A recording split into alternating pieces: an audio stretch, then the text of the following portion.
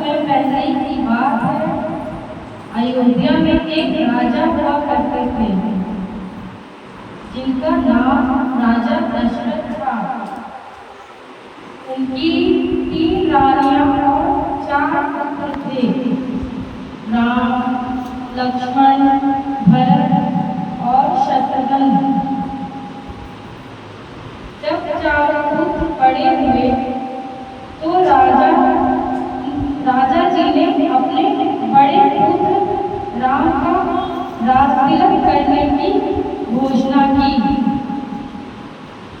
तब रानी कैकेयी ने राजा से कहा, हे राजन, जब मैं युद्ध में आपकी जान बचाई थी तब आपने मुझे वरदान मांगने को कहा था।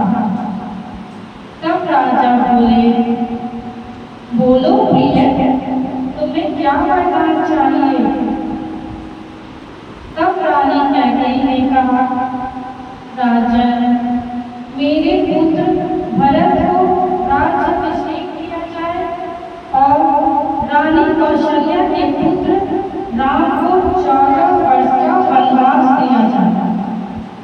राजा बोले, ये आप क्या कह रहे हैं?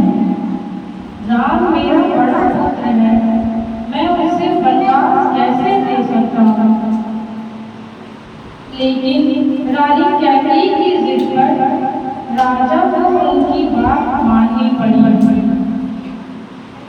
राम अपने पिता की आज्ञा का पालन कर भाई लक्ष्मण एवं पत्नी सीता जी के साथ वन में चले गए। एक दिन वन में सीता जी को एक स्वर्ण हिरण दिखा। सीता जी ने राम जी से हिरण को पकड़ने को कहा। वह हिरण राजा रावण का भेजा हुआ हिरण के रूप में एक राक्षस था। राम जी हिरण पकड़ने निकल गए। कुछ समय पश्चात राम जी के चीखने की आवाज आई, हे सीते, हे लक्ष्मण। राम जी की आवाज सुनकर लक्ष्मण जी वन की ओर भागे और कुछ दूर निकल गए। इधर कुटिया में सीता जी को अकेला पाकर रावण ने सीता जी का अपहरण कर लिया।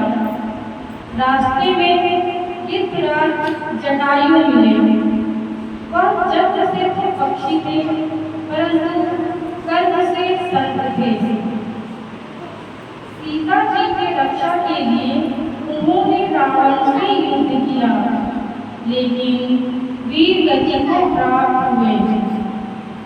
बाद में राम जी ने जटायु जी का पिता समान मानकर उनकी अंतिम संस्कार किया। सीता जी की खोज में हनुमान जी ने राम जी और लक्ष्मण जी की सहायता की। राम जी रावण के सिर में तीर मारते तो रावण के 10 और सिर निकल आते।